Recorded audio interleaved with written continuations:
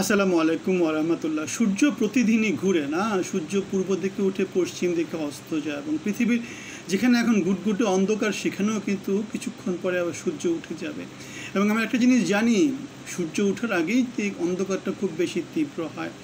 পাকিস্তানের ইমরান খান জামিন পেয়েছেন, তাকে পাকিস্তানের যে শাহবাজ সরকার তারা তাকে জামিন দিয়েছে এবং সেটাই স্বাভাবিক। রাজনীতি করতে গেলে এরকম উথাল পাতাল হবে। আমরা দেখছিলাম তারেক রহমান 17 বছর কেমন শোষিত হয়েছিলেন, এখন আওয়ামী লীগ শোষিত হবে, তারাও রাজনীতিতে ফিরে আসবে, তাদেরও মামলা হচ্ছে, কারো কারো নামে 200, 300, 400 পার হয়ে যাচ্ছে এবং তারা মামলায় জামিন পাবে। জামিন পেয়ে তারা নির্বাচনে আসবে, নির্বাচনে এসে তারা জনপ্রতিনিধি হবে, তারা আবার বাংলাদেশের রাজনীতিতে প্রাসঙ্গিক হবে। এটা আমরা পৃথিবীর ইতিহাস আমাদেরকে এটাই বারবার বলে। যদি কেউ বলে থাকে যে আওয়ামী লীগ বিতাড়িত হয়ে গেছে, আওয়ামী লীগ বিলুপ্ত হয়ে গেছে, সেটা বিশ্বাস করা যাবে না, সেটা প্রোপাগান্ডা। তাহলে ইমরান খানের জামিন আমরা দেখেছিলাম, সামরিক বাহিনীর বিরুদ্ধে গিয়ে ইমরান খান ক্ষমতা হাতছাড়া হতে, এবং দেখেছি তিনি জেলখানায় থাকতে, এবং আমরা দেখেছি তাকে নানা রকমভাবে শোষিত হতে।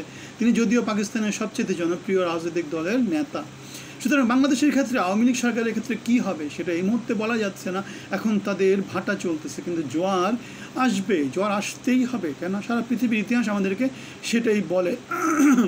তাহলে বাংলাদেশের সরকার যখন রাজনীতি দলগুলোকে নির্বাচনের কথা বলবে, তখন আওয়ামী লীগ যেহেতু রাজনৈতিক দল, তাদেরকে নিষিদ্ধ করতে হবে, নয়তো ইলেকশনে আসার মতো সুযোগ দিতে হবে। এবং ইলেকশনে আসার মতো সুযোগ যখন দেওয়া হবে, তখন তাদের জামিনের কথা আসবে, তখন তাদের নির্বাচনী মনোনয়নের কথা আসবে, তখন তাদের নির্বাচনী প্রচারণার কথা আসবে, তখন তত্ত্বাবধায়ক সরকারের কথা আসবে, তখন লেভেল প্লেয়িং ফিল্ডের কথা আসবে। ডক্টর মোহাম্মদ ইউনূস একটা কথা বলেছিলেন, জাতির ইতিহাসে সবচেয়ে ভালো নির্বাচন তিনি দিতে চান। যদিও আমরা জানি আওয়ামী লীগ, জাতীয় পার্টি, এদের ডক্টর মোহাম্মদ ইউনূসের উপর কোনো রকম আস্থা নাই।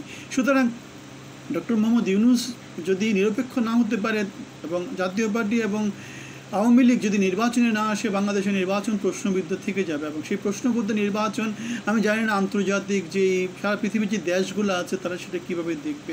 এবং এখানেই একটা খুঁত নিয়ে বাংলাদেশের নতুন যে যাত্রা, সেটা ভালো কিছুর ইঙ্গিত দেবে বলে আমার মনে হয় না। আপনারা কি মনে করেন যে আওয়ামী লীগ এবং জাতীয় পার্টি যারা ফ্যাসিজমে, যাদেরকে আমরা বলি, যারা স্বৈরাচারের অংশ ছিল, তাদেরকে যদি নির্বাচন থেকে বাদ দেওয়া হয়, তাদের কি হবে? তারা নির্বাচনটা কি প্রশ্নবিদ্ধ হবে না? নির্বাচনটা অনেক অনেক প্রশ্নবিদ্ধ হয়ে যাবে এবং সেই প্রশ্নবিদ্ধ নির্বাচন নিয়ে আমাদের পরবর্তী যে সরকার, তারা দেশের সমাজে কতটুকু প্রভাব বিস্তার করবে। আর আওয়ামী লীগ কি বসে বসে আঙ্গুল চুষবে, যেটা আমাদের জিএম কাদের বলেছিলেন, আওয়ামী লীগ অথবা জাতীয় পার্টি তারা তো বসে বসে আঙ্গুল চুষবে না। তারা কী করবে? তারাও নির্বাচন, যেমন বিএনপি যেমন করে ডাক দিয়েছিল নির্বাচন পণ্ড করার নাম, এই যে আমি নির্বাচনের ক্ষেত্রে যেটা হয়েছিল, পণ্ড করার নানা রকমের চেষ্টা করবে। এবং বাংলাদেশে এখন যেহেতু আইনশৃঙ্খলা পরিস্থিতি হাসিনা সরকারের মতো ওরকম কন্ট্রোলে নাই, সুতরাং আওয়ামী লীগ এবং জাতীয় পার্টির জন্য সেটা অনেক সোজা হবে। এবং সেক্ষেত্রে বাংলাদেশের পুলিশ প্রশাসন কীভাবে সেটাকে মোকাবেলা করে, আন্তর্জাতিক যেই মানবাধিকার গ্রুপগুলো আছে সেগুলোকে তারা কীভাবে বুঝবে।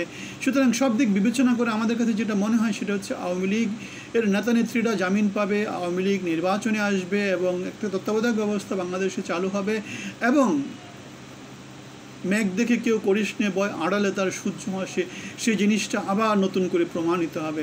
আপনাদের মতামত জানাবেন, ভালো থাকবেন, ধন্যবাদ।